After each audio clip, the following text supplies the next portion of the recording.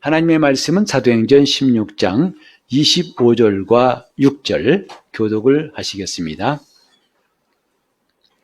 밤중쯤 되어 바울과 실라가 기도하고 하나님을 찬미하며 죄수들이 듣더라.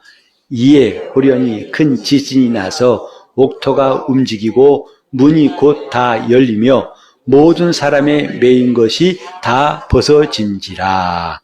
아멘. 요 몇 주간 동안 우리는 계속 지금 우리 마음 또 그 마음의 생각에 대해서 하나님의 말씀을 우리가 상고하고 있습니다. 확실한 것은 뭐냐면 우리 생각이 길을 만들고 내 생각이 나의 일생을 만든다는 사실이죠. 그래서 이사야 55장 7절에 보면 너희 악인들은 그 길을 버리고 불의한 자는 그 생각을 버리고 여호와께로 돌아오라 하고 말씀하셨어요. 그리하면 제가 너희를 널리 긍휼히 여기시고 너희를 사하실 것이다. 여기에 악인과 불의한 자라고 되어 있지만 사실은 같은 내용을 달리 표현한 거죠. 악인은 그 길을 버리고 돌아오라. 불의한 자는 그 생각을 버리고 돌아오라고 하셨습니다. 생각, 곧 길이에요. 우리는 내가 갈 길을 알지 못하지요. 근데 그 길을 정하는 게 뭐냐면 자기 생각이에요. 그래서 악인은 그 꾀를 가지고 살아가고 죄인도 그 길에서 살지만 복 있는 사람은 날마다 하나님 말씀을 묵상하고 즐거이 묵상하고 그 말씀대로 산다. 곧 시냇가의 신기운 나무 같다고 말씀했어요. 생각이 중요합니다. 같이 해볼까요? 생각이 길을 만든다. 여러분, 저도 언젠가 어렸을 적에 이웃집 할머니가 잠깐 오라고 해서 갔더니 손 좀 내밀어 보라고 그래요. 이른바 손금 봐주시는 거죠. 근데 이렇게 보더니 혀를 차시는 거예요. 너 어떻게 하니? 그러시더라고요. 할머니 왜 그러세요? 그랬더니 손금 보시더니 장가 못 가겠다 하더라고요. 이게 선이 되게 다 붙어 있는데 저는 떨어져 있대요. 그래서 저 어렸을 때 굉장히 고민했습니다. 장가 못 갈까 봐. 그래서 궁금해가지고 왜 이 머리 뒤에는 뒷꼭지에 가마라고 있잖아요. 그때는 이제 다 머리 깎아가지고 가마가 다 보일 때인데 그래서 가마가 하나 있으면 장가 한 번 가고 싼 가마 있으면 장가 2번 간다는 말도 있었거든요. 진짜 궁금하더라고요. 내 뒷꼭지에 가마가 있는가 없는가. 근데 누구한테 말하기가 부끄러워요. 그렇게 말했다가 높다 그러면 낙심할까 봐 그냥 궁금하고 궁금했는데 참았어요. 하지만 여러분이 보다시피 전 장가 갔어요. 이 손금이 안 맞더라고요. 사람들은 자기 앞길을 궁금해하고 그래서 누구한테 가서 앞길을 물어보지요. 하지만 성경은 말합니다. 그 생각이 그 사람의 앞길을 만들어요. 악인도 그 생각으로 그 길을 만들고 의인도 하나님 주신 생각으로 그 길을 가고 생각이 나를 만든다는 것. 오늘 하루를 뭐가 만든다고요? 내 생각이 만들어요. 남은 1년도 내 생각이 만들고 내 앞으로 남은 날도 다 내 생각이 만듭니다. 누가 만드는 게 아니에요. 내 생각이 만든다. 다시 한번 내 생각이 내 앞길을 만든다. 꼭 기억했으면 좋겠어요. 내 생각이 앞길을 만듭니다. 그러니까 무거운 짐, 염려도 다 생각에서 출발해요. 그 생각을 놓지 못하니까 염려를 가지고 붙들고 사는 거지요. 그래 그 짐이 무겁다 하지만 그 시작은 내 생각이에요. 그래서 우리는 예수 믿기 전에도 그런 미신 같은 것을 많이 생각했던 것 같아요. 그래서 아침에 처음 본 게 장의사차 지나가더라고. 기분 나빠. 괜히 좀 좋은 여행하는 차나 보지. 해필이면 장례버스 지나가더라 이 말이죠. 불길하다 그래요. 또 이사 갈 때도 아무나 안 가죠. 안 믿는 사람들은 나를 보고 손 없는 날을 택해서 가요. 하다 보니까 이삿짐 센터에서도 손 없는 날은 더 비싸요. 근데 우리가 예수 믿다 보니까 그거 관계없어요. 뭐 월요일도 가고 토요일도 가고 손이 있든 말든 손 없는 날이 손 있는 날이 더 싸죠. 값이 쌀 겁니다. 우리는 앞으로 손 있는 날만 골라서 갑시다 그러면. 훨씬 더 이득이 지혜로울 것 같아요. 자, 이게 뭐냐면 지금 엉뚱한데 잘못 짚었어요. 재수가 있다 없다. 아니요. 재수는 전혀 우리 기독교인과 어울리지 않는 말이고요. 저 안 믿는 사람들의 이야기예요. 재수가 있는 게 아니, 재수 때문에 우리가 달라진 게 아니라 생각이 그 사람을 좌우하는 거죠. 그래서 우리가 지난주에도 말씀드렸지만은 모든 생각을 사로잡아서 그리스도께 복종시키는 것, 이것이 우리가 승리하는 영적 생활이에요. 모든 생각을 사로잡아서. 오늘은 이 생각을 사로잡는 길에 대해서 우리가 이 본문을 통해서 말씀을 상고하려고 합니다. 모든 생각을 이렇게 사로잡으면 된다 하는 답이 이 본문에 나와 있는데 어떤 것일까요? 본문에 보면은 바울과 실라가 유럽 지방으로 첫 번째 선교한 곳이 빌립보인데 빌립보에서 복음을 전하다가 그만 핍박을 받았어요. 바울과 실라가 옥에 갇혀가지고 얌전히 갇힌 게 아니고 두드려 맞기도 하고 고문당하고 얼마나 힘들겠어요. 또 그 와중에 식사나 제대로 했겠습니까? 또 자리나 편했겠습니까? 차디찬 돌바닥에 자야 되고. 그래 어느덧 밤중에, 우리 성경에는 밤중쯤 되어 있는데 다른 번역 성경 보면 한밤중이에요. 미드나잇이에요. 자정 한밤중이에요. 그때에 바울과 실라가 하나님께 기도하고 하나님을 찬미하더라 그랬어요. 지금 이들의 상황 좀 잠깐 생각해 볼까요? 아까 말씀드린 대로 시커매 맞고 상처투성이 사방이 아픕니다. 부어올랐어요. 배도 고프고 힘듭니다. 괴롭습니다. 정말 너무 힘들다는 말이 저절로 나옵니다. 이런 상황이죠. 불편하죠. 호텔에 갔겠습니까? 감옥인데. 지금 감옥은 좀 낫죠. 옛날 감옥인데. 그런데 때는 언제냐? 밤중쯤. 자정 무렵이에요. 자정에는 아무도 만날 수 없고 아무것도 할 수 없어요.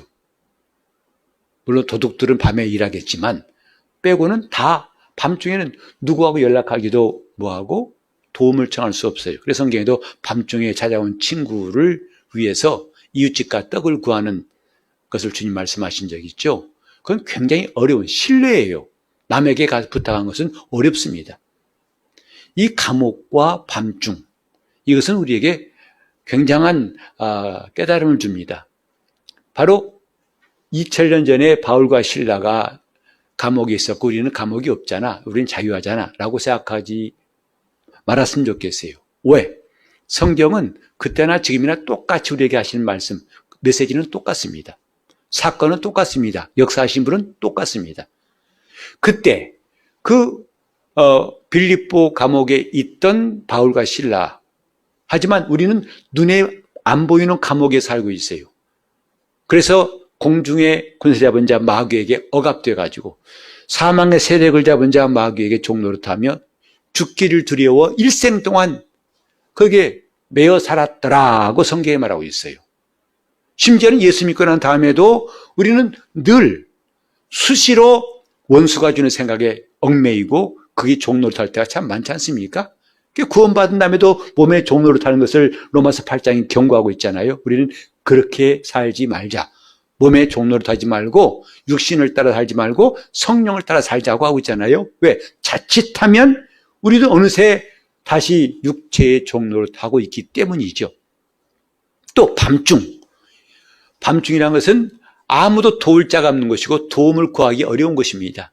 우리가 살다 보면 때때로 참 낙심할 때가 많고 앞이 캄캄할 때가 많고 아무 답이 없을 때가 많은, 정말 또 이런 상황이야 하고 느낄 만큼 그런 때가 많죠. 밤중이에요. 밤중이라는 건 그렇게 우리에게 시사하는 바가 크다 이 말이죠. 밤중에 감옥에서 누가? 바울과 실라가 뭐 했더라? 하나님께 기도하고 하나님을 찬양했더라. 이런 일, 그때에 죄수들이 듣더라. 그러니까 조용조용하게 안 했겠다 이 말이죠. 소리쳐서 찬송했던가 봐요. 죄수들이 듣더니. 근데 놀라운 것은 그때 죄수들만 들은 게 아니라 하나님도 듣고 계셨어요. 아마 죄수들의 반응은 뭘까요? 누구야? 이 밤중에 시끄럽게. 자빠져 자! 아마 그랬을 겁니다. 아마 할렐루야 아멘하고 박수 친 사람은 거의 없었을 거예요. 죄수 가운데에서. 그런데 하나님은 듣고 계시니라. 그걸 어떻게 알았느냐? 26절에 보면 나와요. 왜? 그분이 역사하신 것이 26절에 나옵니다. 어떤 역사입니까? 갑자기 큰 지진이 일어납니다. 옥토가 움직입니다. 문이 다 벌컥 열립니다. 그리고 모든 사람의 매인 것이 다 풀어집니다. 누가 풀어준 게 아니에요. 하나님의 역사가 이렇게 큰 지진, 옥토가 움직이고 문이 다 열리고 매인 것이 다 벗어지고. 이건 오늘 우리 삶에도 똑같이 적용되는 거죠. 즉 우리가 육신에 매여 살 수밖에 없는 환경 속에 있다 할지라도 우리가 하나님 앞에 찬양하고 기도하면 하나님이 역사하신다. 이 영적인 공식은 오늘날도 똑같이 통한다 이 말이죠. 그런 점에서 오늘 이 말씀을 우리가 깊이 좀 봤으면 좋겠다고 생각합니다. 자, 우리는 보통 우리 살아갈 때에 우리에게 가장 예양할 것이 뭐죠? 환경이에요. 주변 환경. 사람이든지 일이든지 날씨가 덥든지 춥든지 또 누가 오든지 가든지 누구를 만나든지 헤어지든지 무슨 일을 하든지 안 하든지 그런 것이 전부 다 내 삶에 영향을 끼치고 나를 지배합니다. 심지어는 누가 툭 던지고 한 말이 하루 종일 맴돌면서 나를 괴롭게 하기도 하고 또 어떤 기분 좋은 말은 하루 종일 마음이 아주 들뜨고 기뻐하기도 합니다. 이렇게 우리는 외부 환경에 의해서 많이 영향받고 사는 것이 우리 대부분의 삶 아니겠습니까? 그래서 꼴 보기 싫은 사람은 안 보는 게 그날 기분 좋은 일이에요. 그러나 보고 싶은 사람은 꼭 한번 봐야만이 그래도 하루가 참 더 좋다 이 말이죠. 이렇게 우리는 외부 환경에 의해서 우리 기분이 달라져요. 우리 생각이 달라지고 감정이 달라집니다. 심지어는 예수를 믿는 우리도 적지 않이 지난 일주일 동안 보면은 그렇게 영향을 받고 삽니다. 한 통이 걸려온 전화가 내 마음을 낙담케 하기도 하고 나에게 굉장히 가슴 설레게 하기도 한다 이 말이죠.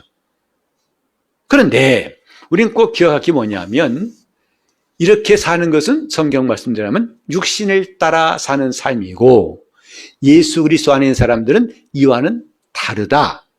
어떻게 다른가를 오늘 잘 생각해 봐야겠습니다. 지금 바울이 처한 환경은 다 외부적인 환경은 밤중에 빌립보 감옥에서 심히 고초를 겪고 있는 거 아니겠습니까? 그것이 전부라면 이 성경은 기록되지 않았을 거예요. 그런데 이런 삶뿐만 아니라 또 한 가지의 삶이 있는데 하나님이 역사하신 삶이다 이 말이죠. 오늘 우리의 평범한 일상 가운데 늘 환경을 통해서 바깥에 들어오는 것으로 산다면 우리는 예수를 믿는 사람이나 안 믿는 사람이나 똑같을 거예요. 그래서 어떻게 하루 잘 지나가면 오늘 운 좋네, 오늘 재수 좋은 날이네 라고 할 것이고 심히 어려운 날 지나면 오늘 재수 더 어렵게 없네, 괴롭네 그렇게 지나갈 것이다 이 말이에요. 그건 전혀 예수 안 믿는 사람의 삶이고요. 우리는 그런 삶이 전부가 아니라 환경에 의해서 영향을 받는 삶이 전부가 아니라 하나님에 의해서 영향받는 삶이 영적 생활이에요. 하나님에 의해서 감화를 받고 그분이 우리를 지배하시고 인도하신 삶도 분명히 있더라. 이제 오후 시간에 계속되는 게 바로 그 말씀이거든요. 눈에 보이는 세계와 눈에 안 보이는 세계를 우리는 다 경험하고 있다는 것을 점점 깨달아 알 수 있을 터인데 지금 바울과 실라가 눈에 보이는 환경은 바로 그런 것. 누가 설명할 필요가 없는 참 비참하다. 어쩌다 저렇게 복음 전한다고 저렇게 극성맞게 하다가 얻어맞고 나 같으면 저렇게 안 해. 조용히 믿지. 아마 이런 사람도 있을지 몰라요. 그런데 바울과 실라는 이렇게 했을 때에 하나님이 역사하시더라. 이런 놀라운 반전, 이런 삶으로 끝날 줄 알았는데 하나님이 역사하시는 놀라운 반전이 있다는 것. 신앙생활은 반전을 기대하는 겁니다. 내 생활에 반전이 없다면 우리는 예수 믿을 힘이 없을 거예요. 우리는 날마다 하나님의 이적을 경험한 것은 반전을 기대하는 거예요. 반전. 안 될 것 같은데 되고, 저기 못 갈 것 같은데 가게 되고. 이번에도 제가 캄보디아 사역하면서 느끼는 것은 참 기도가 없을 때와 성도들이 이렇게 많이 기도했을 때가 너무 다르더라고요. 확실히 달라요. 6년 만에 이제 또 모처럼 해외 사역을 나갔었는데, 아, 우리 교회가 기도하고 있구나. 그 하루 종일 말씀을 전하면서도 오히려 제가 통역자를 걱정했어요. 다리 아프시죠? 해가면서 정말 하나님이 도우신다는 것이 얼마나 실감나는지. 그래, 이런 피곤할 수밖에 없는데 이렇게 힘을 내 기도할 수 있고, 또 하나님 앞에 이런 매일매일 반전을 경험하는 게 얼마나 감사한가. 우리 일상에서 반전을, 놀라운 반전을 늘 가지시기를 예수 이름으로 축원합니다. 반전이 있기 때문에 기도하는 거예요. 그 반전이 없다면 우리 기도할, 그냥 인생 되는 대로 사는 것이다 이 말이죠. 그럼 우리는 되는 대로가 아니라 하나님이 역사하시는 반전을 기대하는 겁니다. 자, 이렇게 우리가 늘 익숙한, 아이고 앞이 캄캄하고 힘들고, 아, 또 이런 환경, 정말 다시 빠지기 싫은 삶의 웅덩이, 수렁에 빠진 경험들 하실 때가 있죠. 아, 이러지 말아야 되는데 또 기분 나빠요. 이러면 너무 안 돼요. 너무 괴로워요. 또 다급해지고 당황스러워요. 이제 요즘에 제가 늘 정말 종종 떠오르는 말씀이 뭐냐면 염려하는 것만큼 어리석은 게 없구나 하는 것이었어요. 염려하는 건 진짜 어리석구나. 당연히 하는 것이 아니라 진짜 어리석은 것이 내일 일을 염려하는 거구나. 그래서 염려하지 않는 것이 얼마나 놀라운 삶인가를 아주 하나하나씩 깨달을 때마다 저는 참 기뻐요. 그래서 염려하지 않기로 작정했다 이 말이에요. 목사님 큰일 났어요. 무슨 큰일인데요? 아, 이렇게 됐어요. 아, 그래요? 기도합시다. 염려할 필요가 없다 이 말이죠. 아, 그래요? 아, 저 수술해야 돼요. 그래요? 기도합시다. 염려해봤자 아무 소용도 없더라고요. 주님 말씀하신 대로 키를 한 자나 더 할 수 있겠느냐?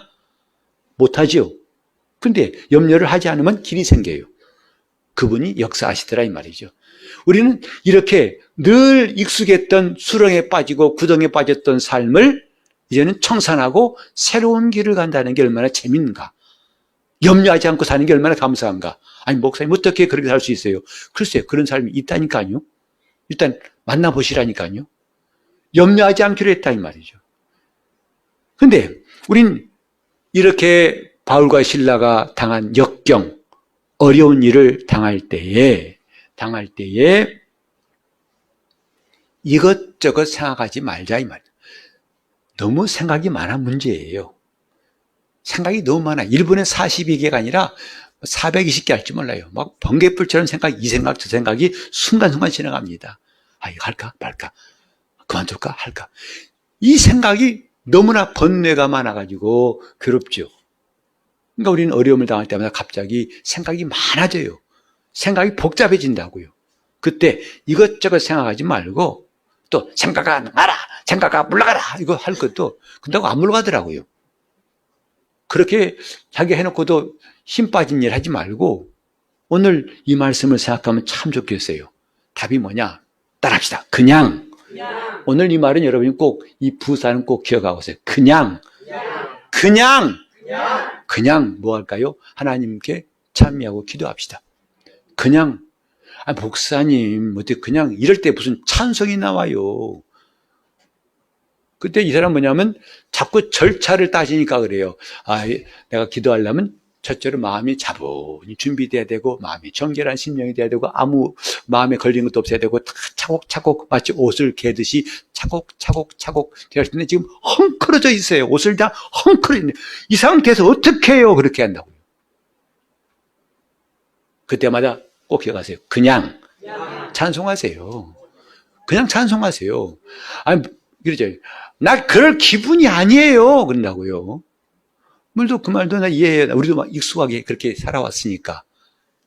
근데 우리가 새로운 삶이 뭐냐면 그때 나 그럴 기분이 아니야가 아니라 그냥 찬송하세요. 그냥 기도하는 겁니다. 어떤 절차나 방법을 앞에 두지 말라는 거예요. 난 종종 탕자가 돌아온 이야기를 떠올리는데요. 탕자가 아버지와 만남이 있잖아요. 그때 탕자가 준비한 거 아무것도 없어요. 그냥 돌아온 것 뿐이에요. 세수하고 왔겠어요? 면도했겠어요? 매니큐어 발랐겠어요? 그냥 왔어요. 어디로? 아버지 집으로. 아버지 집에 가는 게 중요한 것이지, 그때 옷 좀 너무 구겨졌는데 다림질하고 갈까? 아니요. 신발 먼저 털고 갈까? 아니요. 그냥 다 같이 그냥. 우리는 어려움을 겪고 있는 그 현장에서 제일 먼저 그냥 기도하고 그냥 찬송하는 거예요. 그냥 다 같이 그냥. 구겨진 거 그냥 두세요. 그냥 기도하세요. 마음이 구겨졌어요. 그냥 기도하세요. 지금 나 그럴 기도할 마음이 아니야. 그냥 기도하세요. 나 찬송 안 나와. 그냥 찬송하세요. 뭐 복잡할 거 없다 이 말이에요. 다시 한번 그냥이에요. 이 바울과 실라가 찬송하고 기도할 때 앞에 뭐라고 써 있는 거 없어요. 밤중 쯤 되어가지고 바울과 실라가 심호흡한 다음에 가슴 쓸어내린 다음에 취한 다음에 없어요. 그냥 바울과 실라가 기도하더라. 찬송하더라. 이게 전부예요. 왜 우리는 너무나 형식과 절차에 매이기 쉬운가? 그냥이에요. 그냥 합시다. 그냥 그 자리에 기도하는 거예요. 그냥 그 자리에 찬송하는 거예요. 다른 것이 필요 없다 이 말이죠. 다시 한번 그냥. 우리 주님께 올 때요. 거저 주님께 오는 겁니다. 뭐 주님 앞에 뭘 준비해 올 거 없어요. 이 모습 이대로 오는 것뿐이다 이 말이죠. 주님 그걸 기대하시지. 야, 너 50개 부었냐? 아니, 좀 수염 좀 깎고 와라. 아니요. 그냥 오는 걸 좋아하신다. 그래도 그 수염 깎느라고 지체하는 시간에 온 것이 더 하나님께서는 기뻐하실지 몰라요. 그냥 오라는 거죠. 그냥 오세요. 그냥 오는 겁니다. 우리는 하나님 앞에서 순서를 스스로 만드는 건 참 어리석은 일이에요. 내가 절차를 만들어요. 그래도 이렇게 돼야지, 저래야 돼야지 하고 교회 갈 때는 적어도 이래야 되지. 이런 때때로 제가 아마 어떤 날은 양복 안 입고 설교할 때가 있을지도 몰라요. 하다 보니까 양복을 입고 오지 못할 때가 있어요. 저도 전에 교회에서 새벽기도 인도하는데 제가 원래 인도할 때가 아니었었어요. 그래서 저는 제일 뒤에 가가지고 그냥 이게 겨울이니까 이렇게 두꺼운 코트 입고 있는데 그날따라 기도 인도할 사람이 안 나왔어요. 그래서 어떤 전사님이 와가지고 새벽기도 이렇게 나 옷이 이런데 그냥 가는 거죠. 아니 그래도 그 기본 입고 나가야 할 텐데 근데 그분이 하도 강건한 바람에 그냥 그 옷 입은 채로 나가 설교하는데 참 정말 멋쩍읍디다. 아주 모자 있는 까지 두툼한 거 가지고 제가 오늘 설교하겠습니다 하는데 우리는 그러기 싫다고요. 아마 그럴 수 있을 거예요. 저도 어느 날 그런 있을지 몰라요. 근데 여러분 오늘 설교 기억하시고 그냥 받아주세요. 뭐 무슨 일이나 보다 그냥 여러분 제 옷 보러 나오신 게 아니잖아요. 제가 설교하는 거 들으러 오셨지 제가 무슨 옷 입었나 관심 없잖아요. 넥타이가 어떤가 관심 없잖아요. 그냥 우리는 하나님 앞에 그냥이라는 걸 기억할 필요가 있다고요. 이 모습 이대로 그냥 밤중에 여러분 화장하고 잡니까? 밤중에 정장하고 주무십니까? 그냥 일어나서 기도하는 것이다 이 말이죠. 근데 그때마다 아유 이럴 기분이 아니에요. 이럴 기분이. 하필이면요 부부간에 싸울 때도 주일 아침에 싸운 가정이 있어요. 그것도 아마 사소한 일일 거예요. 빨리 와. 알았어. 빨리 와. 차 시간 늦어. 알았어. 빨리 와! 아이! 그러니까 나 교회 안 가! 한다고요. 기분 나빠요. 이렇게 다퉈서 교회 가봤자 뻔할 것 같아요. 은혜 받을 것 같이 하니까 아예 안 간다고 그랬죠. 그때 하는 말이 뭐예요? 이럴 기분이 아니야. 나 찬송할 기분이 아니야. 나 기도할 기분이 아니야. 나 너무 그걸 무리하게 바라지 마. 그 뭐냐면 난 이런 절차가 있어. 이걸 주장하는 거죠. 근데 그 절차를 치우라는 거예요. 그게 뭐라고요? 그냥이에요. 우리는 그 자리에서 그냥 기도하면 되는 거죠. 바울과 시라는 그 교회와 기도한 게 아니에요. 감옥에 있는 사람이 무슨 교회와 기도합니까? 그냥 감옥에서 그냥 그 자리에서 찬양하며 기도한 것이다 이 말이죠. 그때 하나님이 역사하시는데 우리는 수시로 떠오르는 생각들, 내가 이기기 힘든 생각들이 끝없이 피어오릅니다. 그때 이 생각을 무너뜨리는 게 뭐냐면 말씀이에요. 말씀은 생각을 무너뜨리는 힘이 있어요. 예수의 말씀은 그 초상집의 분위기도 완전히 한순간에 바꿔버렸어요. 주님 말씀은 인간이 가진 감정까지도 다 멈춰버리게 하고 풍랑까지도 멈추게 하는 그런 능력의 말씀. 이게 주님 말씀 아닙니까? 근데 우리는 그때 하나님 말씀으로 하려 하지 않고 내 생각으로 또 다른 생각을 이기려고 해요. 그건 결코 이길 수 없다는 걸 우리는 지금까지 많이 경험해 왔잖아요. 내가 내 속에 다른 생각 가지고 이 생각을 이겨보려고 했었던 것이 얼마나 많았습니까? 그런 생각끼리 서로 뒤죽박죽 싸우느라고 날리고 이 일은 해결이 안 된다예요. 뭐냐? 하나님 말씀. 하나님 말씀은 견고한 진을 파는 강력이에요. 견고한 요새도 무너뜨리는 강력이에요. 어떤 요새냐? 모든 이론을, 하나님을 아는 것보다 높아진 지식을, 그리고 모든 생각을 다 무너뜨리는 강력이라고 고린도후서 10장 4절에 말했어요. 하나님 말씀, 그게 우리에게 주신 무기라고요. 그래서 이때 중요한 건 그냥 말씀을 선포하는 겁니다. 아니, 목사님 갑자기 또 왜 찬양 이야기하다 또 말씀이 나와요? 왜 왔다 갔다 하세요? 라고 혹시 궁금하실 것 같아가지고 조금 더 자세히 설명드릴게요. 이제 그 어떤 교회에 보면 주보에 뭐 수요 예배 담당자, 금요 기도회 담당자 쭉 쓸 때마다 다 쓰기 하니까 세 가지만 씁니다. 찬양, 기도, 설교. 찬양도 누가 하고 또 기도는 누가 하고 설교는 어떤 목사가 하고. 그래서 제가 가만 보니까 앞에 찬설기예요. 찬설기. 백설기가 아니고 찬설기. 찬양과 설교와 기도. 이게 사실 예배를 압축한 거거든요. 그래서 이 설교는 말씀을 전하는 거잖아요. 이 말씀과 그 다음에 기도와 찬양은 사실은 그냥 꾸러미처럼, 계란 꾸러미처럼 다 한꺼번에 있는 것이지 따로따로 있는 게 아니더라 이 말이죠. 말씀을 우리가 읽으면, 말씀을 들으면 기도가 나와요. 너희는 마음에 근심하지 말라. 아멘. 주님, 내가 마음에 근심하지. 담대하라. 주님, 제가 항상 담대하게 도와주옵소서. 이렇게 말씀이 있을 때 기도가 나온다고요. 이게 정상적인 과정이에요. 그게 말씀이 없을 때 말씀 없이 기도할 때는 순전히 뭐냐면 내 육신의 기도밖에 안 나온다고요. 내가 만든 기도, 내가 원하는 기도밖에 안 나오는데 하나님 뜻대로 기도하려면 말씀을 가지고 기도하는 게 참 중요해요. 말씀을 붙들고 기도하라. 그러려면 말씀을 들어야겠죠. 말씀을 평소에 많이 봐야겠죠. 말씀이 있으면 뭐가 나온다? 기도가 나와요. 그런가 하면 이 기도에 곡조를 붙인 게 찬송이에요. 그래서 찬양은 곡조 있는 기도란 말합니다. 내 기도하는 그 시간, 그때가 가장 귀하다. 내가 주님 앞에 그걸 고백하고, 우리 주님께서 바로 인애하신 구세주여 죄인오라 하실 때 날 부르소서. 그 기도 아닙니까? 그래서 성경은 이 기도와 찬양이 거의 분리가 안 돼요. 시편이다 찬양시고 그게 기도의 내용 아닙니까? 그래서 많은 사람들이 시편 가사를 그대로 찬송을 만들잖아요.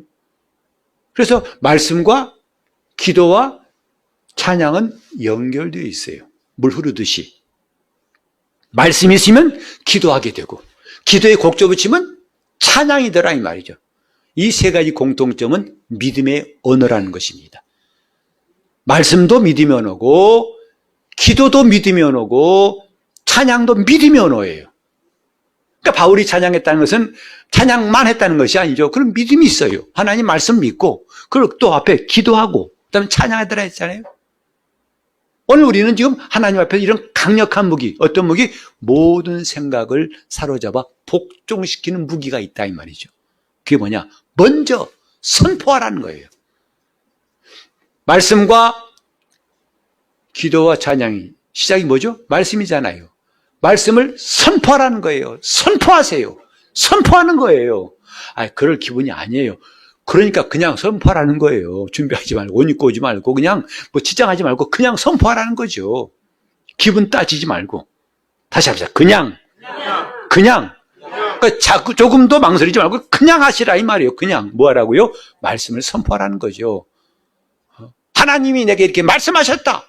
주님은 나와 함께 하신다. 주님은 나를 사랑하신다. 그리스도 예수 한 자에게 누가 정죄할 수 있느냐? 선포하라는 거예요. 그것이 모든 생각을 사로잡는 놀라운 능력이에요. 그것이 생각을 잠잠케 합니다. 목사님 몇 번 해도 안 되던데요? 아니, 몇 번 했어요? 3번 했어요. 그럼 4번 해봐. 10번 했는데요? 그럼 11번 해봐.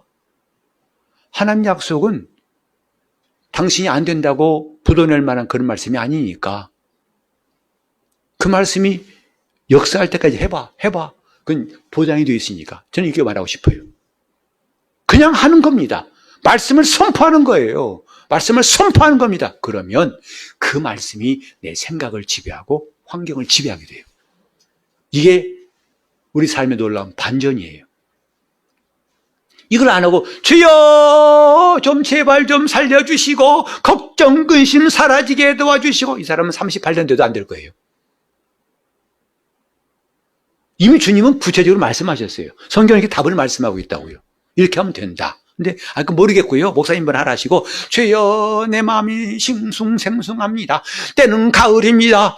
사고의 계절입니다. 마음이 왜 쓸쓸한지 모르겠습니다. 내 마음 좀 다독거려 줘. 그러니까 안 되는 거예요. 거기서 못 나오는 거라고요.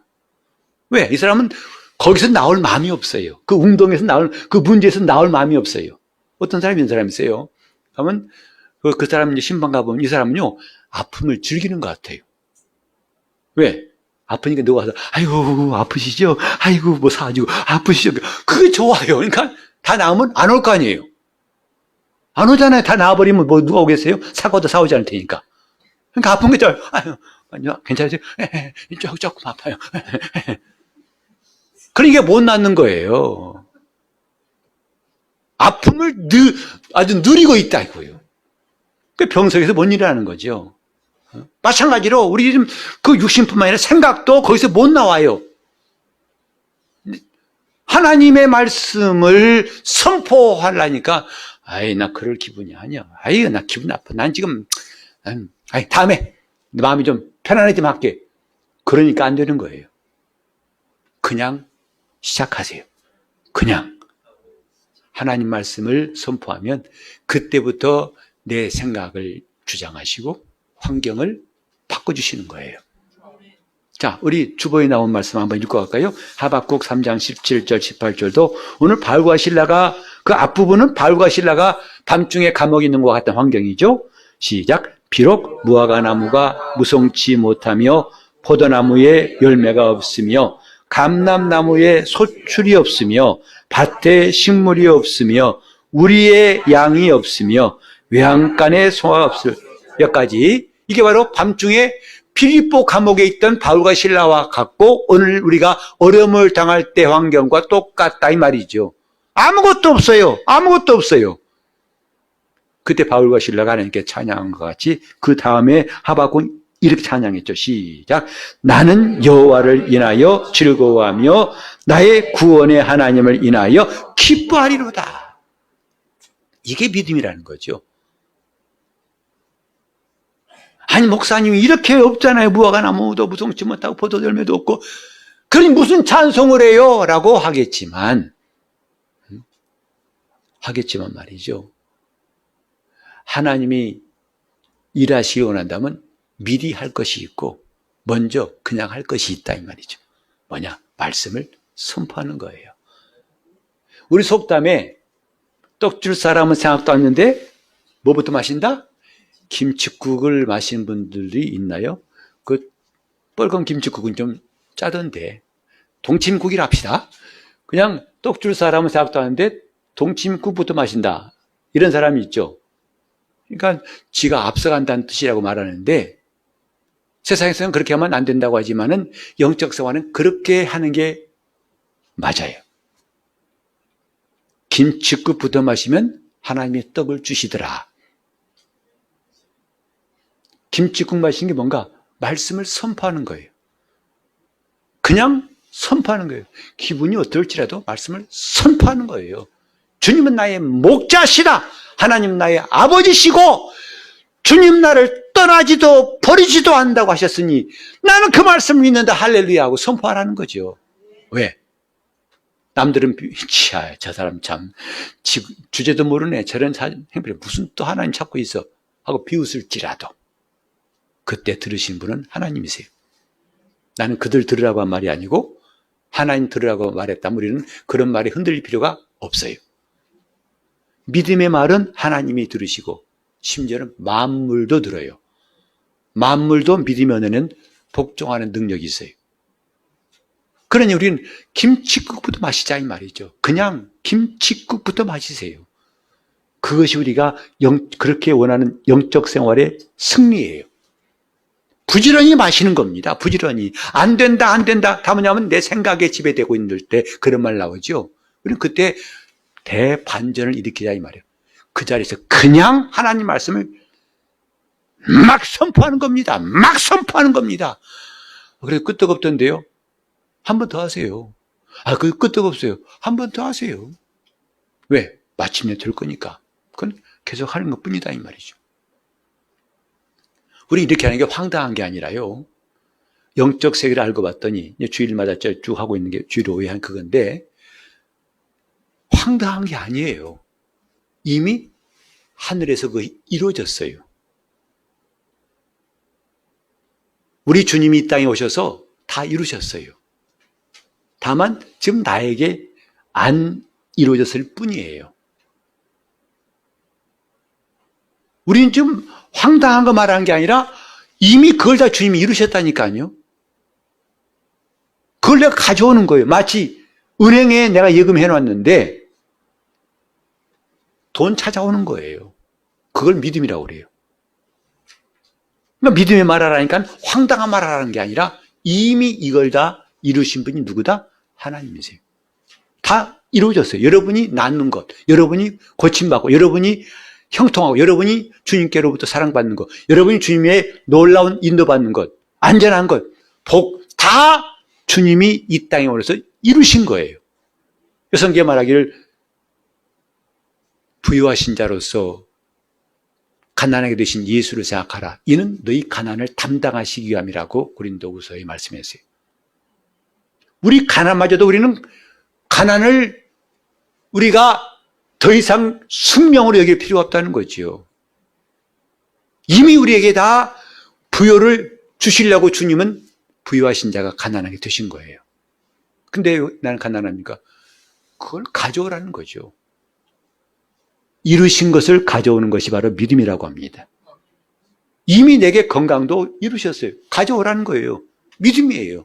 38년 뒤 병자 나는 거 우연한 거 기적이 아닙니다. 이미 이루신 것, 우리의 연약함을 담당하시고 병을 짊어지신 걸 이루셨기 때문에 그분에 의해서 그 건강도 얻게 되는 것이다 이 말이죠. 놀라운 거 아닙니까? 이래서 우리 믿음의 언어를 적극적으로 사용할 필요가 있다 이 말이죠. 이미 이루어진 그것이 나에게 이루어지게 하옵소서. 그걸 바로 우리는 믿음의 언어라고 하는 거예요. 근데 왜 지금까지 우리는 안 되냐? 내 생각을 붙들고 내 감정과 내 이론을 붙들고 있기 때문에 그것이 주님이 주신 걸 막아버렸다 이 말이죠. 이제 그거 걷어치우면 들어온다 이 말이에요. 밤중쯤에 바울과 신라가 했던 사건, 오늘 우리 삶에 매일매일 이루어지기를 예수 이름으로 축원합니다. 뜻이 하늘에서 이루어진 것 같이 땅에서도 이루어지이다. 이미 다 우리에게 필요한 모든 것은 다 주님이 이루셨어요. 그걸 이제 가져오는 거 남아 있습니다. 따라합시다. 주님께서 이루신 말씀이 나에게도 이루어지이다. 그걸 소원하는 사람은, 원하는 사람은 믿음의 언어를 항상 사용한다 이 말이죠. 거꾸로 하고 황당한 말하는 게 아니라 너무나 당연한 것, 여기 예금을 찾아오는 것처럼 너무 당연한 일하는 것이 바로 믿음이라 이 말이죠. 오늘 이런 역사를 매일매일 경험합시다. 우리는 하나님께서 정말 그 말씀으로 모든 생각을 사로잡아 복종시킴으로 주님이 이미 이루신 것이 날마다 내 안에 이루어지는 역사, 이런 대반전을 날마다 경험하시기를 예수 이름으로 축원합니다. 함께 기도하실 때 주님, 내가 이제부터 바울과 실라처럼 한밤중에 이제 기도하고 믿음으로 말씀을 선포하고 주님께 나갑니다. 이런 내 삶에 놀라운 반전과 하나님의 이적이 있도록 주님 이 시간 성령이 역사하시달라고 통성으로 기도하시겠습니다. 하나님 아버지, 지금까지 내 육신의 생각이 만든 길로 살아왔던 삶, 이것이 이제 마감되게 도와주시고 하나님 말씀대로 생각한 그 하나님이 열어놓으신 길, 하나님의 생각대로 열어놓으신 길이 언제나 우리 앞에 있게 도와 주시옵소서. 하나님 아버지, 우리 성도들 마음에 빌립보 감옥에서 한밤중에 바울과 실라가 기도했고 그 기도를 하나님 들으시고 찬양을 들으시고 역사하신 것 심중에 심어주셔서 저들이 눈앞이 캄캄하고 답답하고 당황스러울 때마다 이 말씀이 기억나게 하사 놀라운 하나님의 역사와 반전을 경험하게 도와 주시옵소서. 예수 이름으로 기도합니다. 아멘.